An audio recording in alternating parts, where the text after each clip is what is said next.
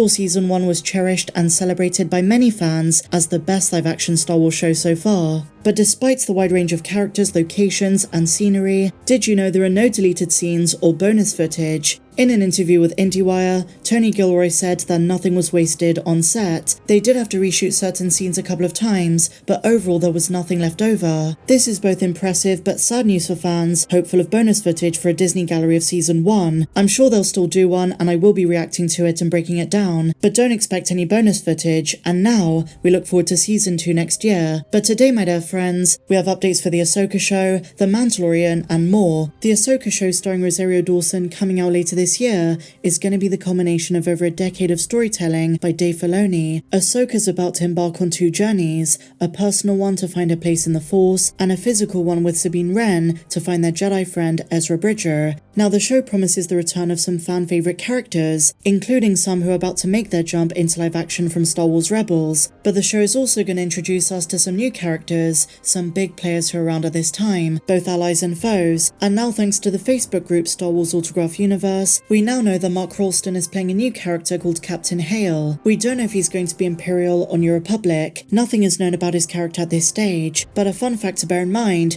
is that Rolston recently voiced Senator Dagonet in Tales of the Jedi, but the character he's going to play in the Ahsoka show is a new one altogether. And also guys, can we just take a moment to appreciate how awesome the Ahsoka logo looks? I'm really hoping that just like for the Book of Boba Fett and The Mandalorian, the Ahsoka show is going to have a very catchy and appropriate main theme that is built upon Ahsoka's theme that the Kaina brothers created and that we've heard so many times in the Clone Wars and Star Wars Rebels, not to mention the way Ludwig Göransson integrated it into The Mandalorian Season 2 in the fantastic theme Ahsoka Lives. So as I say, Rolston's character could be a sort of Imperial General, someone who answers to Grand Admiral Thrawn in the New Beyond. At this stage though, all we have is his name, Captain Hale, and just for a bit of background, Mark Rolston has starred in a bunch of stuff: Star Trek The Next Generation, Star Trek Enterprise, Supernatural, NCIS, The Mentalist, and the list goes on. Not to mention one of his biggest roles in The Shawshank Redemption. I really look forward to meeting his character Captain Hale when the show drops later this year, and as I say, Ahsoka is still slated for 2023, and with Star Wars Celebration next weekend, boy did that come around fast. We're so close to a release date and official trailer, which we should be getting on the Saturday. That is the day of the Ahsoka panel, fingers crossed. And so now, my dear friends, let's talk about The Mandalorian Season 3. So I want you to think back to Chapter 20, The Foundling. Before Grogu and Ragnar had the dart fight, Bo-Katan and Din Djarin, who basically now co-parents Grogu, tried to motivate him for the fight. He's not used to this kind of thing. Well, Bo-Katan, being motherly, looks at him and says, "Don't worry, my dad was the same way. He's just proud of you." Now, while this was just a really sweet pep talk, a parenting moment between Bo and Grogu, this is the second time she's brought up her father in the show. And the way it's written, I suspect this is deliberate. In Chapter 18, The Mines of Mandalore, Bo-Katan told us her father, Adonai Kryze, died defending Mandalore during the Great Clan Wars, and at the time of the episode's release, so 3 weeks ago, I put forward a theory that we might see him in a flashback, and that's who Christopher Lloyd's character is, but I'm gonna propose something pretty crazy. What if Bo believes he died, but in actuality is still alive? What if after those wars, he went into hiding, or became part of an isolationist faction of Mandos, and then later in this season on Mandalore, when all the clans unite, he returns and sees his daughter for the first time since she was a kid. This could bring up a lot of emotions, but also mentions of Satine Kryze, Bo's sister from the Clone Wars, flashbacks to her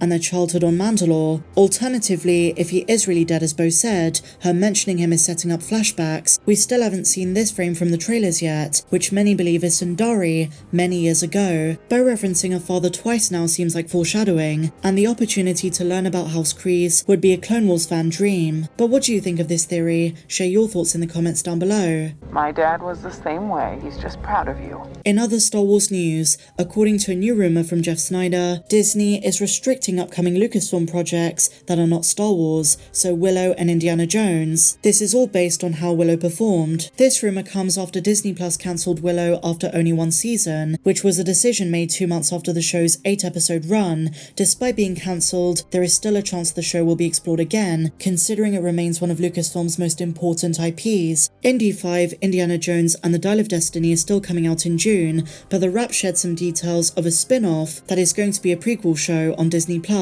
It was supposed to revolve around a young Abner Ravenwood, who is a much talked about character in the Indiana Jones franchise, but has yet to appear. But going forward, the focus for the studio is going to be on the galaxy far, far away. Star Wars has always been the Goliath, the golden goose at Lucasfilm, so going forward it's no surprise that is going to be the focus. But according to this rumor, it's basically a situation where they've got to set aside everything else and really hone in on making Star Wars amazing. This is believed to be part of Bob Iger's revamp. As I also covered the other day, Jeff Snyder revealed 3 Star Wars movies are going to be announced at Star Wars Celebration, but on top of this, he claims the 2025 movie by Sharmeen Obaid-Chinoy has got a title, and we're gonna find out what it is next weekend. Again, my dear friends, I should reiterate with a lot of this stuff, especially in the rumor territory, take it with a pinch of salt. Nothing is confirmed until it's confirmed, and even then, Lucasfilm have a track record of cancelling things last minute. As I've seen a few people say, until we have an official trailer, everything is hearsay. Nobody knows the real situation at the moment, but hopefully we do get some info at Star Wars Celebration in London. Alright, so there's one more thing I want to talk about with Star Wars movies. If you remember last year, there was a rumour that Millie Bobby Brown was in talks with Lucasfilm about starring in a Star Wars movie. Now at the time, before we knew much about Skeleton Crew, a lot of fans assumed maybe she's in that show that's going to be Stranger Things in space. But now that we have the premise and a few character rumours, casting rumours for that show, I don't think she's involved. But if she is involved with Lucasfilm, it's probably for the 2025 movie. Maybe if we're going to get 3 films announced at Star Wars Celebration, which is the current rumour, Millie Bobby Brown might appear on stage, she might walk out, and she might be part of that cast. And around that time, she visited Galaxy's Edge. Let's wait and see. So just back to The Mandalorian very briefly, one of the biggest moments of the season so far took place in the last episode, the return of Ahmed Best, Kelleran back. Now one Star Wars Lego fan was so impressed, they designed a custom Lego minifigure for the character. Fingers crossed at some stage we do get an official Kelleran back, but check this out, look how awesome he looks. The Instagram account Mando Lego Customs decided to take matters into their own hands and make a custom minifigure based on the last episode, the flashback to Order 66.